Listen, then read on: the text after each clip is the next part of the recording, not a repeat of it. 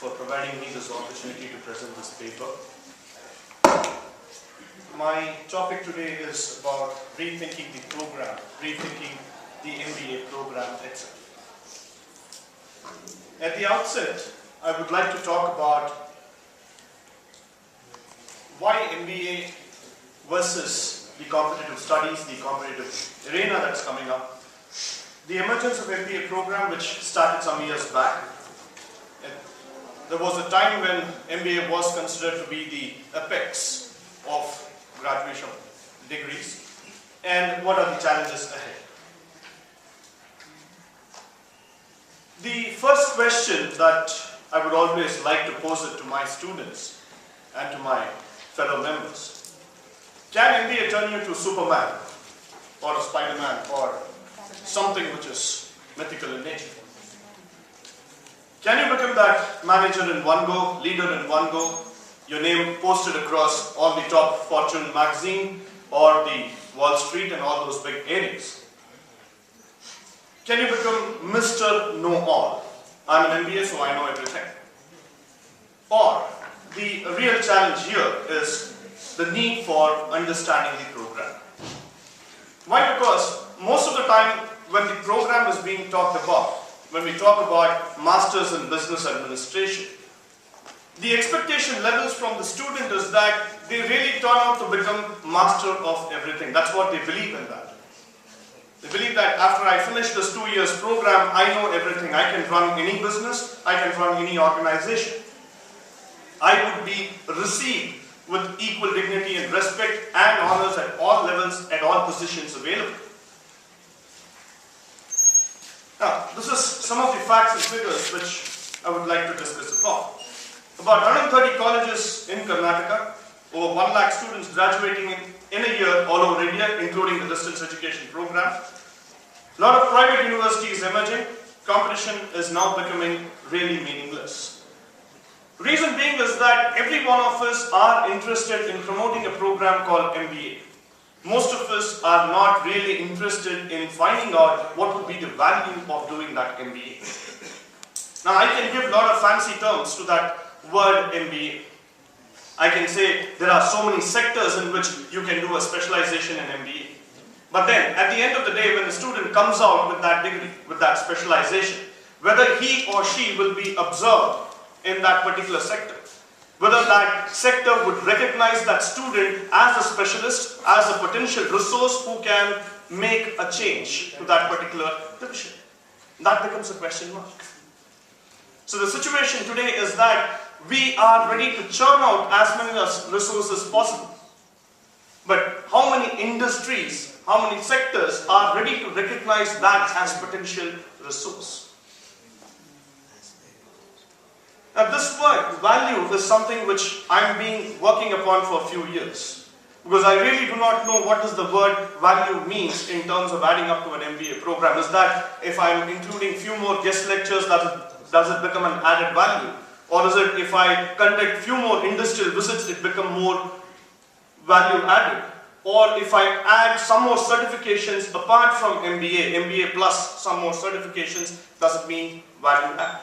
The real value add is something what you do within the program where you really create a meaningful resource, where you are able to make the student come out tomorrow with that degree and he is able to proudly say that, yes, I am able to make utilization of all the skills which I have learned. That's a real value add.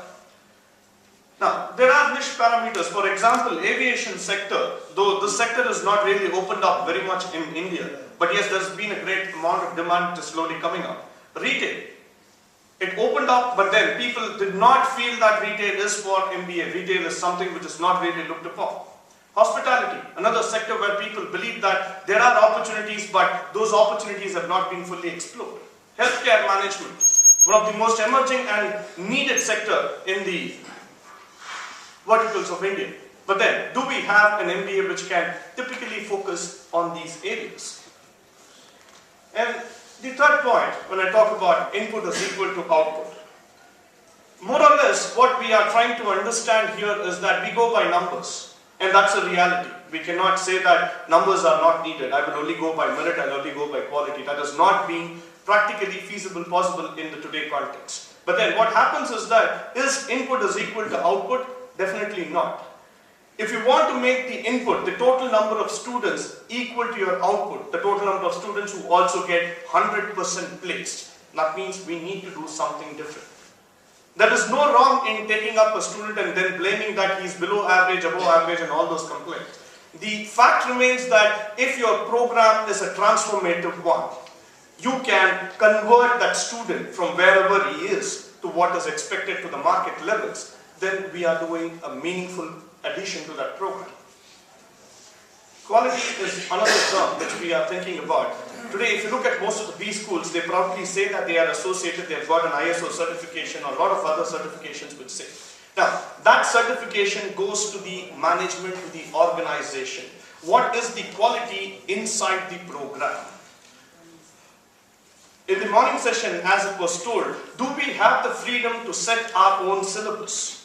Do we have the capacity where we can go redefine our own terms and technologies so that you are able to really deliver a quality program? That program might be grinding enough, the program might be really tough, no doubt about it. But then, that program is what you want to design, you want to give it to the students so that you feel when they come out, they would be a true value add to the society.